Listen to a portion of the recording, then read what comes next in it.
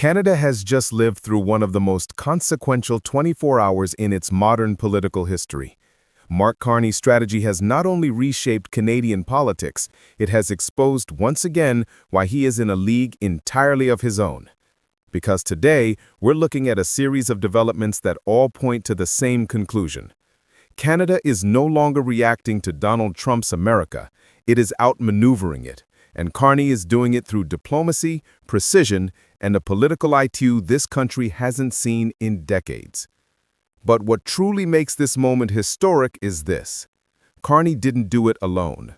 Standing right beside him in every meeting, every international stop, and every critical negotiation is Mrs. Carney. Shoulder to shoulder, a real power duo at the center of Canada's new global identity.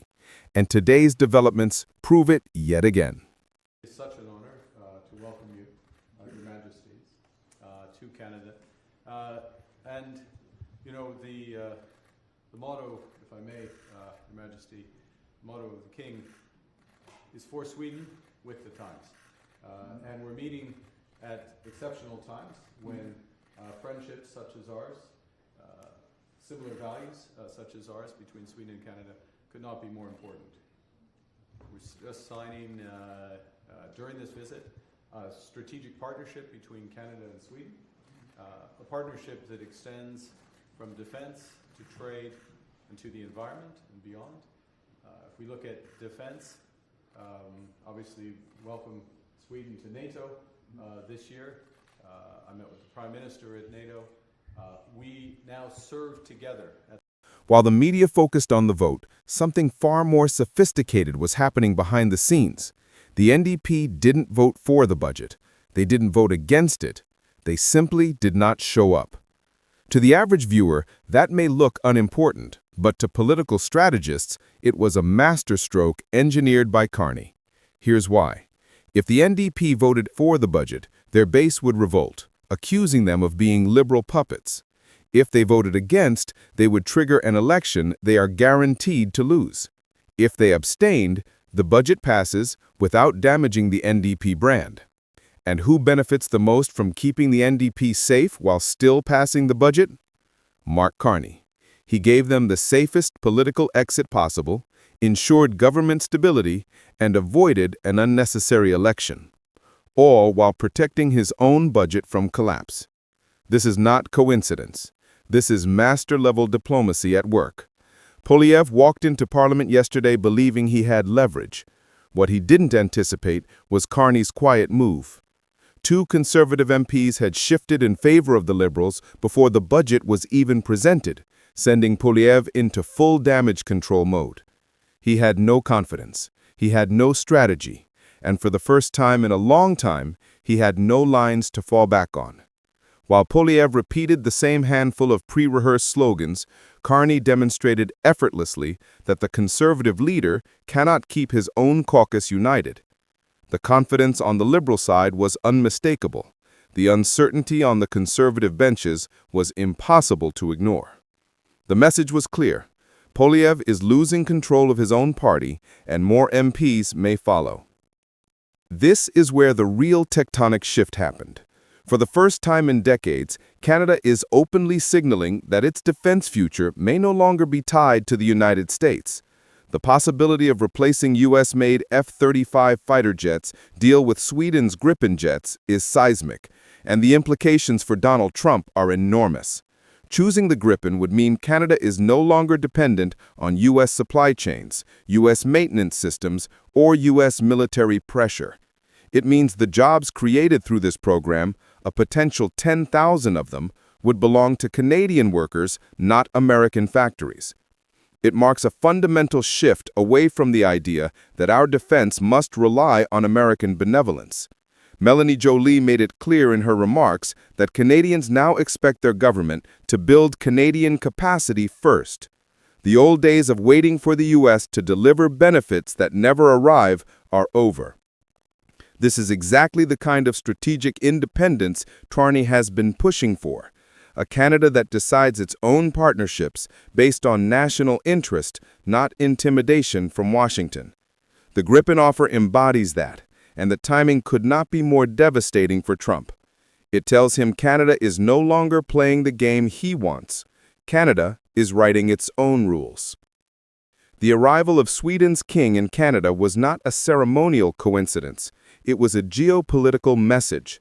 Standing beside the king, Mark Carney made it unmistakably clear that Canada and Sweden are stepping into a deeper, more strategic relationship. He laid out a vision of two nations aligning on defense, trade, climate, research, and technology in a way that signals a new direction for Canada's alliances. This wasn't just about a photo op.